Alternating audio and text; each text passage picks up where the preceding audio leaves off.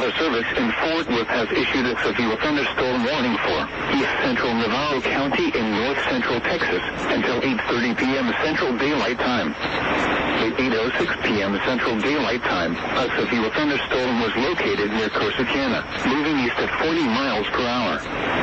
Hazard, 60 miles per hour wind gusts and quarter-size hail. Source, radar indicated. Impact, hail damage to vehicles is expected. Expect wind damage to roofs, siding, and trees. Locations impacted include Corsicana, Kerens, Trinidad, Angus, Navarro, Lake Halbert, Richland-Chambers Reservoir, Rice, Retreat, Mildred, Eureka, Goodlow.